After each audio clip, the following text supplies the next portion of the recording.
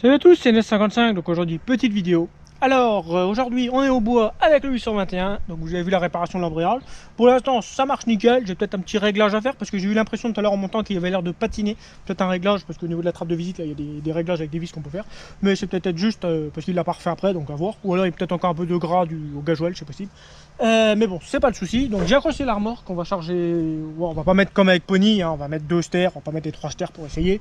Par rapport à Pony, par contre, l'Anomac il marche très bien, franchement, il n'y a pas à dire. On voit qu'il y a moins de puissance quand même, ça joue en 5ème, surtout dans les côtes. Il y a du couple, il y a vraiment du couple, mais voilà quoi, vraiment, ça marche bien l'Anomac. Donc je vais vous montrer. On va essayer de descendre du truc là sans se casser la gueule. Voilà, le petit Anomac. Parfait état, nickel. Bon, il y a quelques petites fuites. Ah, c'est une fuite d'eau ça. Peut-être la durite en haut qui fuit, c'est possible. Pas de fuite de gasoil a priori, ça a l'air d'être plutôt pas mal. Ouais, on a des fuites un peu partout. Peut-être faire rejoindre culasse, c'est peut-être comme l'autre 821, il y a peut-être des fuites aussi, c'est possible. Du côté là, ouais, on a des petites fuites d'eau aussi, ouais. À voir d'où ça vient. On a une petite fuite de gasoil ici à l'injecteur, le tuyau de retour ça fouille pas. La pompe à injection non plus. Non, franchement il marche bien, je suis content. J'ai essayé le blocage de pont tout à l'heure, ça marche. Nickel, les freins ça fonctionne. La direction très souple par rapport à Pony. Faudra que je regarde pourquoi ce Pony elle est aussi raide. Mais sinon voilà quoi, il chauffe pas, pression d'huile elle est bonne, température d'eau aussi. Non, franchement nickel. Nickel. Ma remorque, j'ai un peu modifié le crochet, comme vous voyez, elle est plus, elle est droite comme ça. Elle n'est pas comme sur Pony, vous savez qu'elle traîne par terre, là vous voyez, elle est bien droite, tout nickel, elle a 50 cm partout, c'est parfait quoi. Donc là je vais mettre 2 stères, je vais pas mettre 3 stères, parce que je sais pas. Je suis pas sûr, pas tomber en panne quoi. Je pense pas qu'il devrait tomber en panne, franchement il marche bien. Donc allez, on va charger une autre, alors c'était quoi? Ouais, c'est du chêne, et je me semblais qu'il y avait du frein là-dedans. C'est cool, que du chêne, là il y a du frein. Ouais, voilà, donc on va mettre 2 stères, pile au niveau des poteaux là, hop. Un peu plus de poids à l'avant, que ça appuie sur le cul du tracteur, parce que j'ai l'écran comme vous voyez dans l'autre sens, j'ai pas inversé les roues. Et il a une très mauvaise adhérence, j'ai remarqué. Ah ouais, là-haut il y avait de la boue là. Bon, donc là je vous mets les séquences quand je suis venu. Ça s'est pas très bien passé parce que j'ai perdu la remorque à un moment donné. J'ai perdu le timon, ça je comprends pas que la boucle elle s'est barrée. Mais à part ça, voilà quoi. Donc allez, je charge.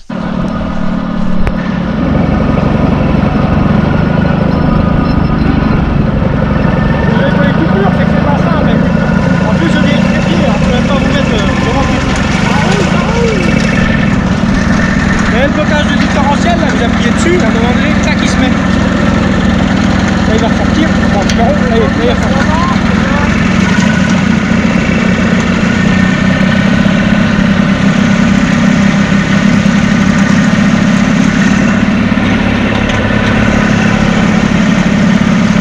Encore un peu d'aménagement, hein, le câblage, tout ça. Peinture peut-être. Ouais. J'ai vu que là-bas il avait été foncé, on mettra un coup de peinture.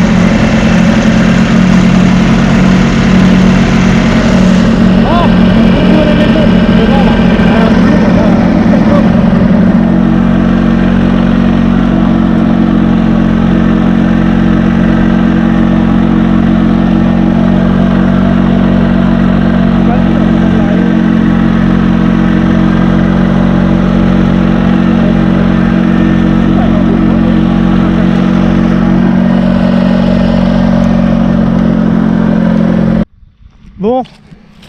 Bon, accident de parcours, c'est l'axe qui est tombé, cassé la goupille, c'est barré. Et j'ai perdu la remorque et le timon, je viens de le ramener là. Ça c'est ballot quand même. Donc j'attends que mon père arrive là-haut avec le Kubota et on va essayer de le remettre. Parce que tout seul c'est la misère à remettre. Ah ça c'est con. J'ai perdu la remorque. Bon, je retrouve après. Et voilà, la remorque est chargée. Elle a un peu plus de 2 stères, ça devrait le faire. Je vais vraiment pas charger beaucoup parce que je suis pas sûr. Bon bah allez, on va essayer. Faut que je trouve des feux, faut que je trouve une calandre. Je crois que les calandres de 35 ça doit être les mêmes parce que c'est les mêmes capots. Donc en théorie les calandres de 35 ça devrait y aller. Bon les feux j'en ai peut-être, enfin que les blocs, que les verts je dois les avoir. Mais voilà quoi. Bon bah on recommence, hein. On est reparti. Allez, on va le préchauffer. Bon, j'ai remis le tableau de bord, tout ça, mais j'ai pas encore tout. C'est pas encore branché. Vous voyez, c'est en cours de branchage. Mais je voulais vraiment essayer pour voir si ça marchait. Et ça marche. Même le préchauffage n'est pas encore connecté, quoi. Donc pour le préchauffage, je fais comme ça, quoi. Hop, directement sur ici. On attend quelques secondes Bon là il est bien chaud. Hein. Mais bon, de toute façon si vous ne préservez pas, il démarrera pas. Voilà. Vous prenez ici, même le démarreur, il n'est pas encore mis en place.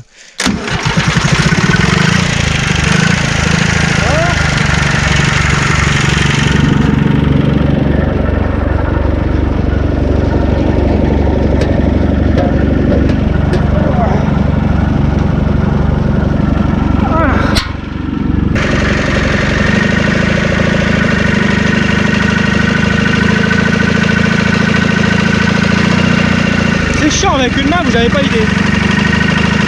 Il doit manquer un ressort là-dessus, elle fait que de remonter.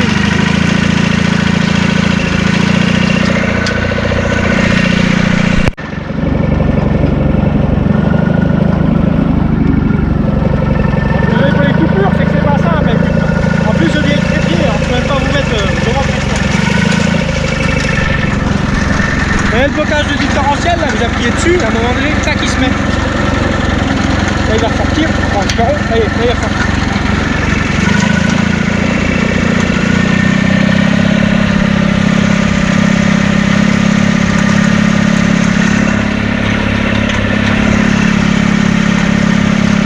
Encore un peu d'aménagement, hein, le câblage, tout ça.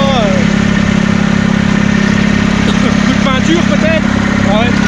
J'ai vu que là-bas il avait été poncé, alors on mettra un coup de peinture.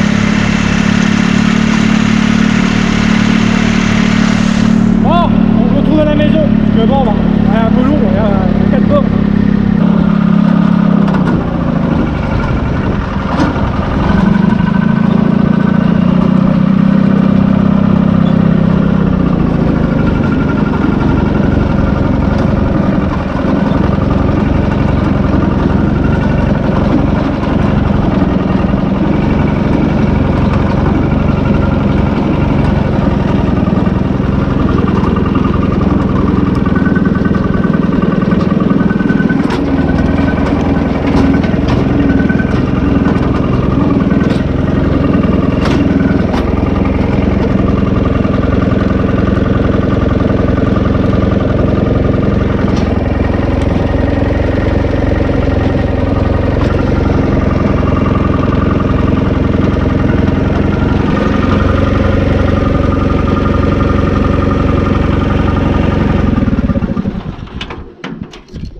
Et voilà, on a réussi à rentrer sans tomber en panne. Comme quoi, c'est un super tracteur.